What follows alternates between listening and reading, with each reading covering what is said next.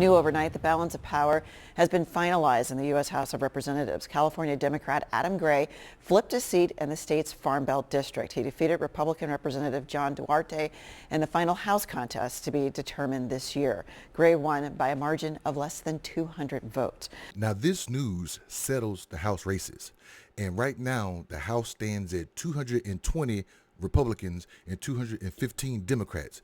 All you need is 218 votes to pass a bill in the House of Representatives.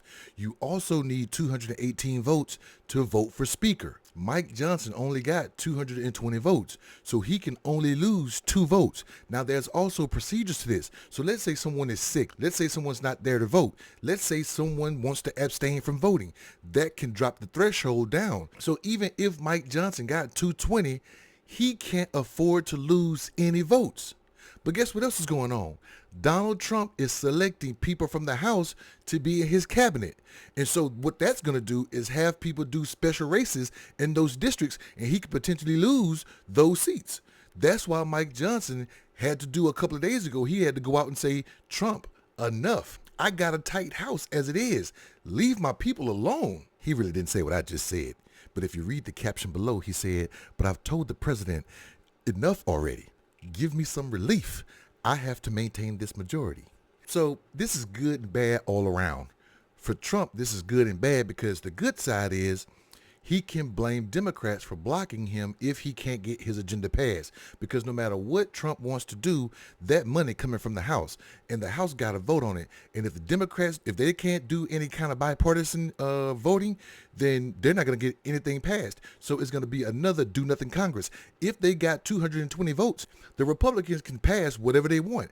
But if he got one faulty Republican, and in the House, they're all faulty because everybody want power, they may not vote for it. So he got to go back to the Democrats and say, hey, Dems, hook me up. So you know we got budgets that we got to pay for, and the government can shut down. So get ready for some of that stuff. So it's a lot of stuff that can happen on the bad side.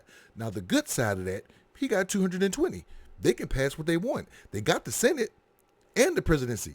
And hell, they got the Supreme Court too. So there should be no problems for Trump to get his agenda across, right? Now, what if no one wants Mike Johnson? What if they go into this House? Because again, next year on January 3rd, when the new House comes in, they got to vote for a new House Speaker. So far, Mike Johnson is in contention. The Democrats are still locked in to Hakeem Jeffries. So they're going to vote for Hakeem Jeffries, but they only got 215 votes. The Republicans got 220. They can vote and put in who they want. But what if they don't want Mike Johnson? What if they say, hey, Mike, just like they did Kevin McCarthy? What if they say, look, we'll vote for you. We'll put you in there, but you need to make some concessions. So if you don't do what we say, we can kick you out like we did Kevin McCarthy. Does he have enough power to stay in power? You only got 220 votes. So get ready for that fight. And once again, since the Republicans are in power, no matter what happens, you are in power. They voted the House, the Senate, and the White House to you. So it's your problem. Even if the Democrats stall and block and do what they do, you got the majority in both houses of Congress and the presidency. You have no excuses, right? Because the Democrats had the same thing. You got no excuses. We want to see $1.75 gas. Just like y'all bragged about COVID when y'all said, oh, gas was $1.75. The minute y'all get in there day one, I want to see $1.75 gas, or I'm blaming every Republican, right? On January 20th, 12 o'clock noon, I'm going to go check the unemployment stats.